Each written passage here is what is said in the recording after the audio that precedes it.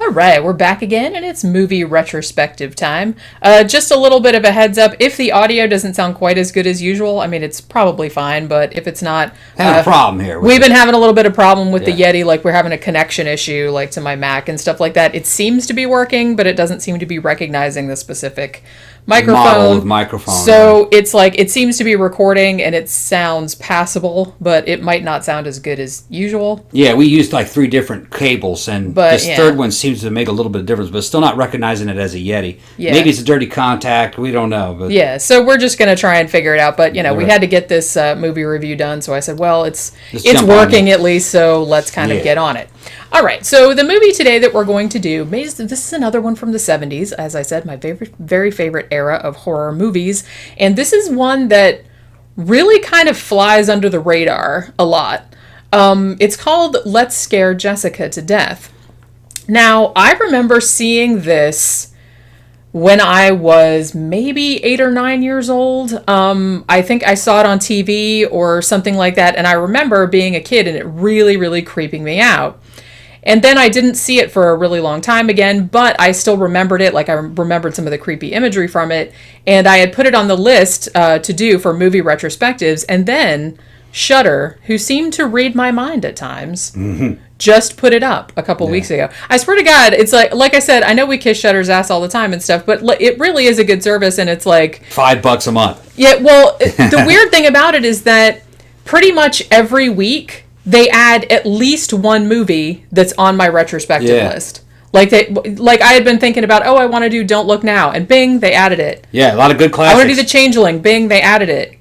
And it's like I'd been wanting to do Let's Scare Jessica to Death, bing, they added it. Yeah. And I was like, what? How do they know? And it seems like Netflix is competing with them, because Netflix is putting up some of the old classics too. Yeah, they've put up a bunch of older movies too, which, you know, that's pretty cool, because I think that was something a lot of people like the newer content too, but I think a lot of people were complaining. It's like, you can still get old movies, but they still like mail them to you, like back in the fucking... Like, what if you want to see Poltergeist 1? Dark Ages. Yeah, Poltergeist 2, you know? Yeah, so they seem to be doing better in that department. But like I said, so I was very, very excited to see that they had added this one, because I've been wanting to do this one forever.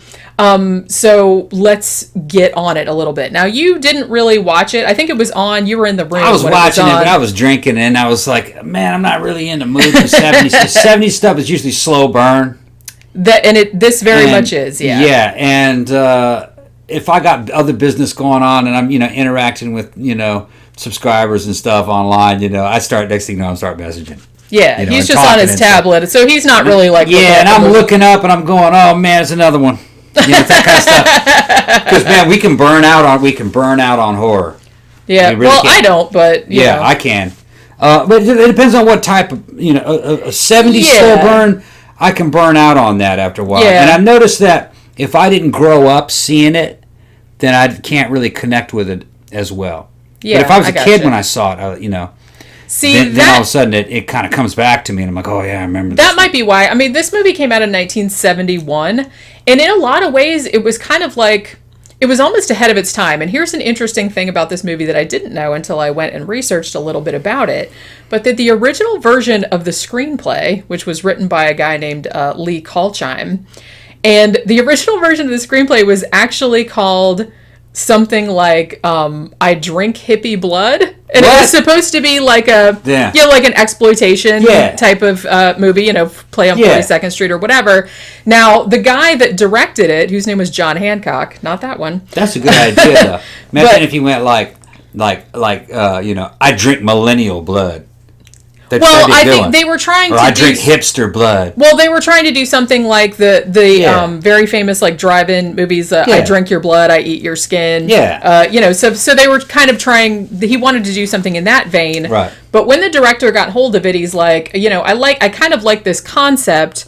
The original concept was about a bunch of hippies, and they go to this cove, and then there's like a monster in the water that picks them off one by one. Right. So if you've seen Let's Scare Jessica to Death, you'll know that that's not really what the movie ended up being, but he liked some of it, and he liked some of the characters, so he's like, can I retool it? And he really took it in the complete opposite direction.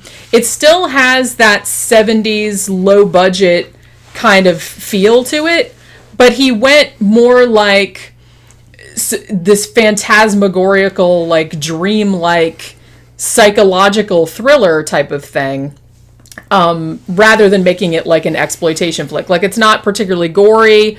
It's not, it's not exploitative really. It's almost more like,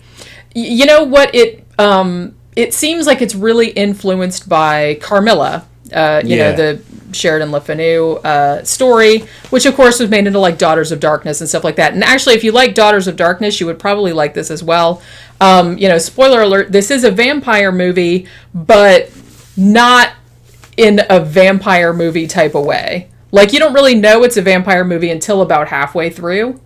You just think there's some creepy shit going on, or that the protagonist is crazy, or she's like imagining things or seeing ghosts or something like that. You don't really, and like I said, it doesn't have a lot of the like quote unquote vampire tropes, like fangs, and most of it's set in the daytime too. Like, it's not like all night and there's like vampires creeping around. So it's really interesting that they went that direction with it. And like I said, this is a movie that I saw when I was a kid, like on cable, and particularly the one image of Emily, the girl, like coming out of the water, like in that wedding dress, and she's all pale and shit like that. And I remember that freaking me out like a really lot. So I was really happy. Like, it did have some cool scenes in it. Yeah, I've seen that was like pretty creepy. And when you say it's a vampire movie, but not in a normal way, it's kind of like saying Dead and Buried is a zombie movie, but not in a normal zombie way. Yeah, and that's good. That's a good analogy. That's a good analogy because, Dead and Buried, technically a zombie, but this technically a vampire movie, but not like any other vampire. Not a traditional vampire movie. Yeah. So let's kind of talk a little bit about it. Now, the main character, Jessica, is played by Zora Lampert, who I don't know if she was in a lot of other movies. I think she did a lot of TV and stuff like that. She's like a character actress. Now, her character in this has just gotten out of a 6-month stay in a mental hospital for kind of something that's not, you're implied that it was like nervous breakdown, or maybe she, tried to commit suicide or something like that. They don't really go that much into it. Just that she has, recently been released, and she's kind of in a fragile mental state. Now, her husband, Duncan, he's a musician with the New York Philharmonic, and he thinks that they should get Jessica out of New York City and like take her to this remote, creepy, gothic mansion, like out on this little island in Connecticut, like, so she can get better, I guess. So they're going to go out there and like do farming and stuff like that, which to me is really interesting that whenever, like, in these movies or books or whatever, like, whenever a woman, like, gets out of a mental institution, everybody's like, let's take her, like, out and, like, isolate her in the middle of nowhere. That will surely be good for her mental health. Yeah. And it just never works out. I don't know why. The same thing happened, like, in the very famous short story, The Yellow Wallpaper, where it's like, oh, well, clearly you're crazy, so let's just lock you up in a bedroom and not let you, like, talk to anybody. Right. Don't let the neighbors see you. Right. And it's like, I'm sure that will really do you some good. Help. It never does.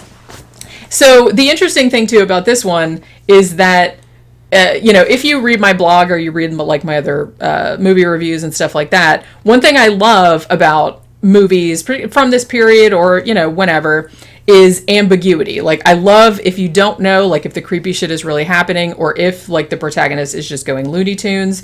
And it's funny, and ambiguity fallen out of fashion as of late. All you gotta do is just read reviews on some movies. They don't like any ambiguity, especially like in superhero movies. Well, superhero movies, that's like a different thing. But back in the day, or science fiction, but back in the day, ambiguity was part of the creep factor to although honestly I feel like a lot of indie horror has gone back more toward ambiguity, which that's good because I like that. I think it makes it like a richer experience if you don't really know. Some 70s ambiguity also was kind of by accident, I think. This was intentional. Right. This was 100% intentional because I think the whole thing of her going out to this place, and so she goes out there with her husband and this friend of theirs named Woody. Like I said, they're marginally hippie. They don't really look like hippies or anything like that. Woody kind of looks like a hippie. He's got like the big mustache and whatnot. And he's like a musician and shit. Yeah. But like Duncan and Jessica don't particularly look like hippies. They just look like normal people of the era. But so they go out to this house, and one of the first things they encounter, like with this house that they bought or rented or whatever, is Jessica sees a girl sitting on the porch. and then she doesn't see her. But she doesn't tell anybody because she's like, well, I just got out of a mental hospital, and if I'm seeing things, then I don't want them to send me back. Yeah. Right? Yeah. So there's this whole thing, and then she also has this kind of, there's like another layer of it too, because she has this whole thing where she's kind of like death obsessed, which is, to me, what implies that she probably had tried to commit suicide at some point in the past, even though they don't really explicitly mention that. Because there's all this stuff about, you know, they drive a hearse, like some hippies did. You know, on the way to the house, they stop at a graveyard so she can do some grave rubbings, because she's, like, really into, like, making, you know, when you do the charcoal over the graves and, like, do stuff like that. And there's also a scene, the really cool, like, a little detail where you see them pushing something into the back of the hearse that looks like a coffin. But then you find out later that it's actually Duncan's, it's a cello or something like that, because he's a musician. But I like that they kind of put that little detail in there. It's like, oh, you think it's a coffin, but later on you find out it's not. So she has this whole, like, death obsession thing too, but she's trying to get better. And so when she does see creepy shit, she keeps it to herself. But you know that because you can hear, like, a lot of her internal monologue. You know, they kind of say, like, what's going on in her head and stuff like that. So she'll say stuff like, you know, don't tell him you saw that, like, act normal. You know, and she'll say stuff like that. So the cool thing about her performance in this is a really good, this is one of the best depictions, I think, of, like, mental illness that I've seen on screen, because you feel so bad for her because you know what her internal thought processes are. You know her husband's kind of a douche, and you know that if she just says she saw something, he's going to be like, you're so crazy. You know what I mean? Yeah. So, and there's that whole thing too, and particularly her being, you know, a woman and stuff, and you know, no, and a lot of women have that thing where it's like you feel like crazy syndrome, right? It's bitches be crazy. You feel like you get second guessed all the time, and things like that. So you can kind of relate to it in that way too, even if she wasn't mentally ill. Jenny and I are old enough to remember as kids how bad mental illness was stigmatized. In the 70s and also in the 80s. If you were mentally ill, if you had mental problems, especially like suicide, you were crazy. Yeah. You were just fucking crazy. And if you were crazy, they had a tendency to try to lock you up. That's what they wanted to do. Yeah. You know, or lobotomize you. Yeah, let's just take part of your brain out, and then that'll fix you right up. Right. So having mental problems was some serious shit back then. Nowadays it's called mental health. We're just going to go talk to a counselor. You didn't do that back then. That's what I mean. That was serious. That was some serious problems. There was something wrong with you. And so that's why I think this movie was really ahead of its time, because she is like a sympathetic protagonist. Yeah. You know, it's not like, I was going to compare it a little bit to like Roman Polanski's Repulsion, but she is clearly seen as like a crazy person and murders people and stuff like that. In this one, Jessica is, you can tell she's really struggling and she's trying to fit back in, you know, and the thing of, and you know, every perception that she have is going to be questioned, and she knows that. I mean, people with mental health issues in these movies were the monsters. They're basically the monsters of the movie. Right. So, but I guess they still are today. I mean, you know, in some ways. But like I said, this movie really ahead of its time. One of the best depictions of like mental illness I've said, that didn't make her seem crazy or didn't make her seem like a bad guy or a monster. It made her very sympathetic, particularly like I said, because you could hear a lot of her internal monologue. Now, so as I said, they pull up to the house and they see, you know, this girl on the porch, and she thinks it's just her seeing things, so she doesn't say anything about it. So then they go in the house, and then she sees, like, this woman in white again, and she's like, oh shit, like, there it is again, I'm seeing shit again. But her husband sees it this time too. So it's a real person. So she's like, oh, okay, crisis averted. This is a real person. This person is Emily. Now, she says that, oh, well, I thought the house was abandoned. I've just been wandering around and I was squatting here. So she's like super pretty. She's a little redheaded, and she's kind of a hippie, like free spirit type. So Jessica is like, she knows that Woody, the friend that they brought with them, is kind of like, ooh, lady. So, you know what I mean? So she's like, well, why don't you stay for dinner? You know, you don't have to go and everything like that. So they invite her to stay. Now, here's an interesting aspect of this movie. I know it's like 70s and these people are supposed to be hippies and stuff like that, but Jessica, not only notices that their friend Woody, who's younger than they are, is into Emily, she also notices that her husband is into Emily. And she gets kind of upset about it, but not. She's almost kind of like interested to see where it's going to go, like what's going to happen. So she ends up actually inviting Emily to live with them, to live with all of them in this, because it's a big fucking giant house. And it was actually filmed in an actual house in Connecticut. And it's really creepy and spooky and everything like that. So they ask Emily to stay with them. Now, as it turns out, while they're kind of like messing around in the house and cleaning stuff up, and they're looking for some stuff, some antiques that they can sell in town, just to make some extra money and stuff, because Duncan has given up his job, essentially, to come out here in the middle of nowhere and be a farmer and shit like that, for her to get better, because he thinks that will help her. So they're going through the antiques and stuff, and now up in the attic, there's this really interesting, like really pretty, like silver frame, and it's got this photograph of the Bishop family, and the Bishop family used to live in this house. So when they go to the antique dealer to try to get some money for it, he's like, oh yeah, the Bishop family, they used to live in that house that you're in. Abigail Bishop, she was in a wedding dress, like in the picture. And he's like, yeah, she never got to wear that dress on her wedding day because she drowned like the day before, right in the pond, like next to your house, and they never found the body. And so they said, so around here, people say that she never died and that she's a vampire and she's still like lurking around somewhere. So Jessica is like fascinated by this shit. She's like, no way, like tell me more about it. Because like I said, she's very death obsessed and kind of morbid, but her husband is like, man, you don't tell her about that kind of shit. She's crazy enough as it is, type of thing. So that whole thing happens. Now, why you see the picture of Abigail Bishop in the photograph, clearly it's Emily.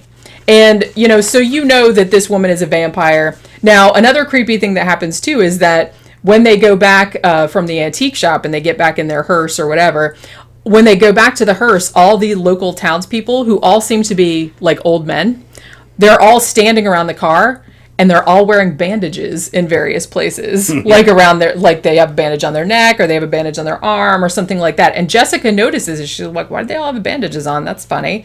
But they're all like super hostile, like toward them. They're like standing around the car, like blocking them. And it's like, look at what these hippies are driving and blah, blah, blah. So there's that whole thing too. It's like, so there's all these old guys in town and they're like all have bandages on and they hate us and they don't want us to be there and all this other kind of stuff. So generational differences. Yeah, I guess so. And like I said, they don't look like hippies. They're not like going around like peace and love, man. They just look like normal people. A lot of those hippies did just look like normal people. Well, they did, yeah. The videos from Woodstock. Yeah, they didn't look all... Not all of them were stereotypical. Not like... They look like, actually, a lot of them look like kids from the just regular 60s, turtleneck like shit, and fucking, V-neck shirts and which shit. Is the same. It's funny to me that, like, it seemed like such a huge, like, fashion difference, because, like, to me, they didn't look weird. Yeah. It's not like the Halloween costumes you see of, like, 60s hippie. Yeah.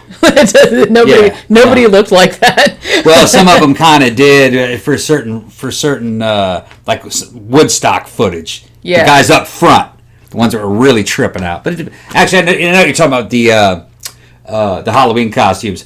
No, the only people that dressed like that would be like Sonny and Cher back then. Yeah, and even then, that was over the top. They were over the top. I mean, and people recognized that was over the top. Charles Bronson, when he wasn't working, him and his fucking badass girlfriend walking around. Yeah, remember that outfit? Yeah. If you guys don't, you guys think of Charlie Bronson as this grizzly old mother. When he was young, he was in good shape, and that dude was a killer dresser. He did. He did look very sharp. Yeah, he wouldn't wear a shirt, just a short vest. Yeah. And I didn't know that Charles Bronson was physically a badass. He was stacked. He had a lot of muscle. Yeah. Back when he was in his prime. He had a badass looking wife too. She was good looking. Remember her? Who was that? She was another celebrity. Shit. She was a celebrity actress. Yeah, well, Bronson, man.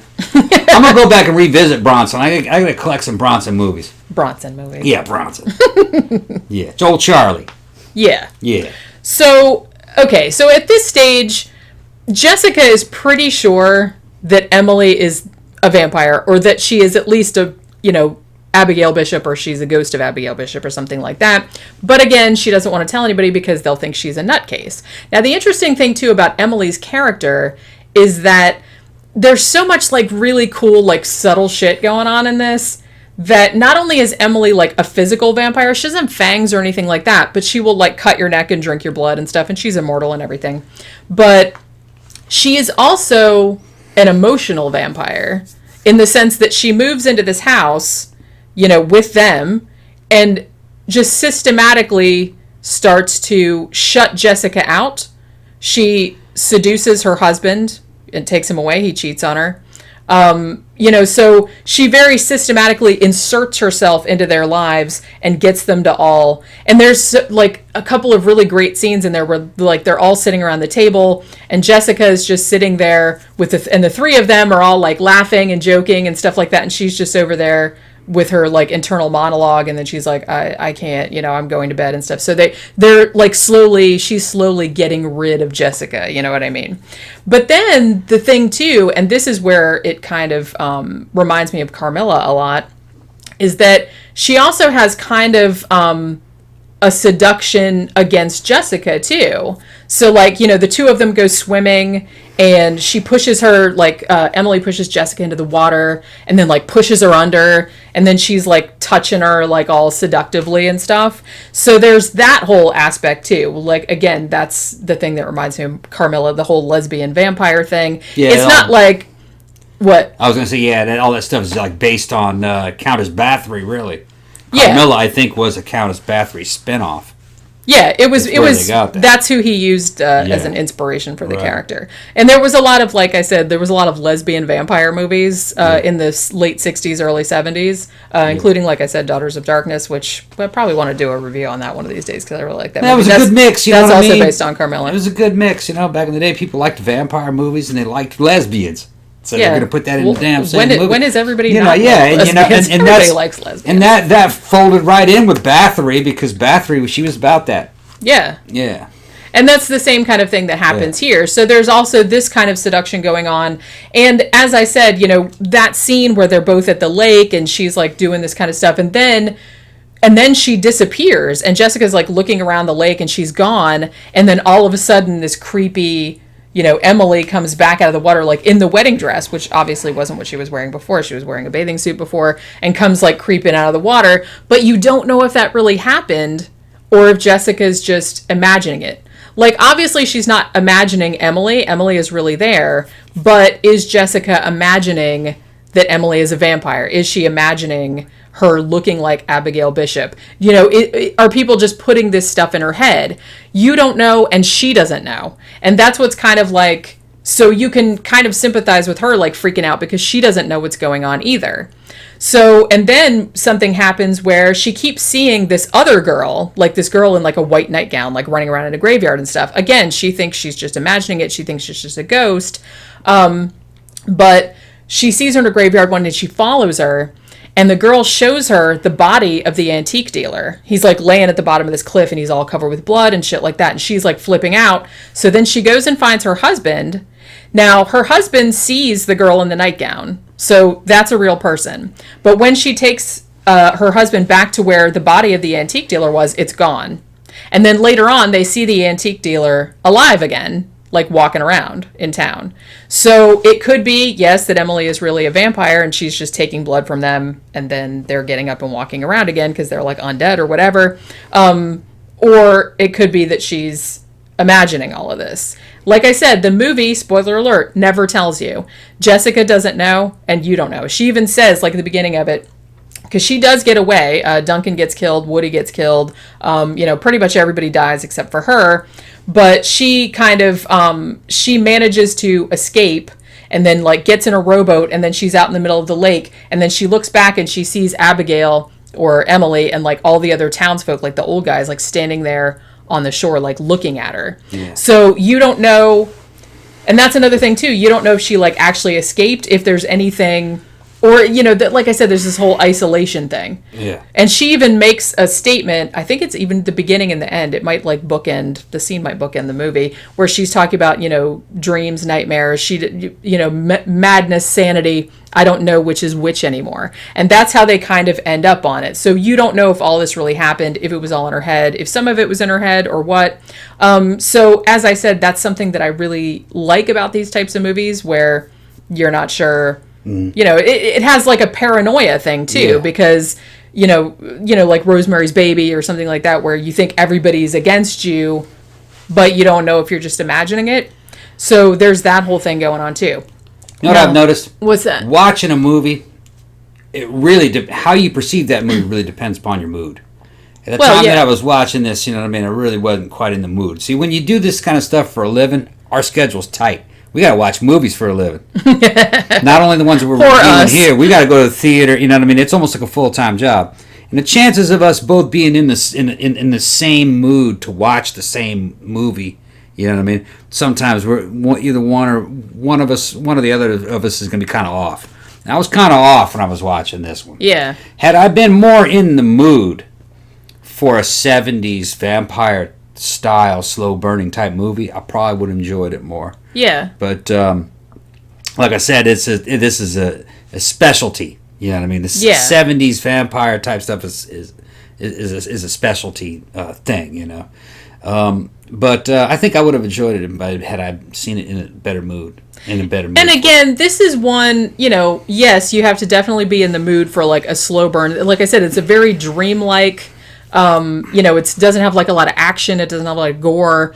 It's one that you really have to pay attention to, like a lot of the subtleties of like what Jessica's internal monologue is saying, like what their facial expressions are, you know, the conversations that they're having, because a lot of it is just subtext. Mm-hmm. So it's one of those ones where you really kind of have to be in the mood and you have to like pay attention to, you know, the acting and how they're interacting with each other, because that's where a lot of the story is going on. Now, go ahead. Now, on the subject of vampires, though, we have a subscriber and friend named Sophie, and she sent me a couple of Blu-rays, and one of them was from called Dracula Untold, and that was just a couple years old. Just a couple years old, and it's from that Legendary Studios. The studio's called Legendary, same one that did 300.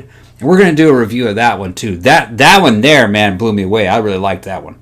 I really liked it too. I liked it a lot more than I thought. Yeah, because they didn't stick to that 300 and you know, motif where they're a bunch of slow motion stuff. You know, they did in the very beginning during the monologue. I thought it was going to continue doing that. I was like, oh man, not another one of these. But no, it perfectly captured. It was just a good premise. Yeah, like how did Dracula become a vampire, and what did he do with it when he first got it? You know, and it shows him defeating the Turks as a vampire. Neat, man. Really neat movie. So we're going to do a review of that one, too. Yeah, we definitely will. We'll do a full review on that one. So, yeah, since we're talking about a vampire movie. Yeah. But like I said, this movie, you know, this is just one that I remembered from my childhood because I saw it a lot on cable when I was growing up, and I remember it creeping me out. Yeah.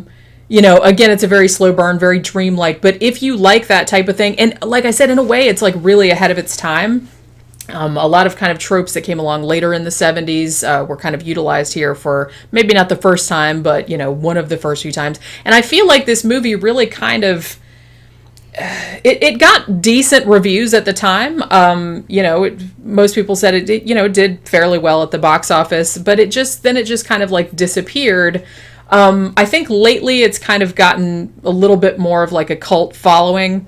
But even so, I heard that the Blu-ray release, it didn't even have any extras on it or anything like that. It just had the movie, and you know, the movie looks beautiful. They've restored it, but it doesn't have any like supplemental material really. Well, during that time, man, a lot of stuff was coming out, and it was getting better and better. Yeah. You know, so it probably was just one of those movies that came out, got a theatrical release, vanished. Yeah. Because VHS really wasn't a big deal. They didn't in the 70s. You know, VHS wasn't there. Yeah. Most people couldn't afford a VHS player until the 80s. Yeah. You know? And you have to think, too, that particularly in the early 70s when this came out, I mean, I kind of feel like a lot of the, like, creepy, slow burn haunted house movies, that was more like late 70s. It seems like early 70s was more like exploitation or, like, schlock or, like, over-the-top, like, shocking, gory stuff like Last House on the Left, you know, Wes Craven's very famous movie, like, shit like that, and Texas Chainsaw Massacre. So I feel like this kind of slipped under the radar a little bit. Maybe if it had come out later in the 70s, maybe people would remember it more. We'll also remember what the world was like back then. Yeah. A movie was shown in the theater and then it vanished. You never saw it again. Yeah, because there wasn't cable in the 70s. Yeah. And there was, well, until the very late 70s, and there wasn't VHS or Betamax you know, in widespread, you know, circulation. So a movie was shown, and then if it didn't really blow people away, it would have been forgotten. Yeah. It wasn't until, cable. And that's where I think I first saw this one. And that would have probably been the early 80s, I'm thinking. Because, like I said, we had cable starting from 1980 or 1981. And they showed, like, a lot of, we had all the pay channels and stuff. So I feel like that's probably where I saw this one. Yeah, or maybe I saw it on, like, USA Network or something we had cable before we had a VHS player. We did too, yeah. And the early VHS player was huge. We had a Betamax first. Yeah, and they were like $1,000. They were, $1,000 back then, so that'd be like $2,500 today. They weren't cheap. Yeah, they were super. I couldn't afford, and the movies were super. I couldn't afford my own personal VHS player until 91. Yeah. In the Army, they dropped down to probably about $130. Yeah. I think people forget. It's like they were so expensive, like all during the 80s. Yeah, I mean, we had to like buy them used or like and then like seems like a year later you could get a TV with a VCR connected to it for about $100. Yeah, and that was like mind blowing. I know. 91. I remember being very excited getting. Wow, I could watch a movie. And it's all right here.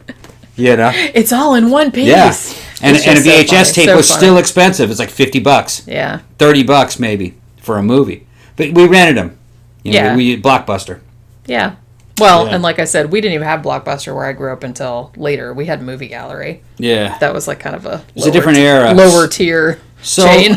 Some movies that came out in the early part of the 70s, a lot of them I think kind of just got lost. If they didn't show them on cable, you weren't going to see them again. Now there's stuff out there I'm sure that is good that we don't know the name of it. Yeah, exactly. I mean, like I said, the only reason I remembered this one, because it's a great title, even though it sounds more like should be an exploitation movie. But the more I thought about it, I'm like, the more I like that title because the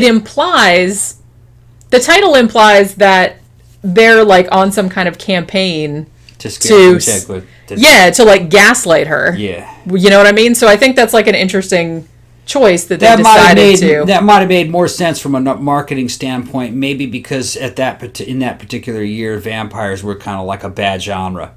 Yeah. They weren't selling well. And like I said, this is only marginally a vampire movie. It doesn't have all the vampire movie cliches in it. So what you did is you sold it with a title that reminded the public of another movie that had a title that was kind of like that, and that was selling. Yeah, because like I said, it almost sounded more like a murder movie or like a thriller type of thing. Probably because that's what was popular in that year. And I think that's why, and I always remembered it, like I remembered like the creepy scene of her coming out of the water and like some of the other creepy scenes, and I always remembered the title, so I'm just really glad that it's kind of seems to have gotten like a critical re-examination. Like I said, it did all right at the time, but it really got kind of a cult following. I've just kind of read a smattering of like different horror sites today of different reviews, and most of them just can't get enough of like praising it. And it also ended up when they did I think it was Time Out in London when they polled like all these horror filmmakers and writers and stuff like that, like for them to pick their scariest 100 movies or something, and this was actually ended up being on there. I think it was number 85 or 86 or something like that. So this is something that clearly a lot of people remember fondly. Just like I do. So hopefully at some stage it will get like if they can find like any supplemental materials about it, that would be great, that they could put on a Blu-ray. Because like I said, it has been restored, but the Blu-ray doesn't have anything extra on it except for the movie.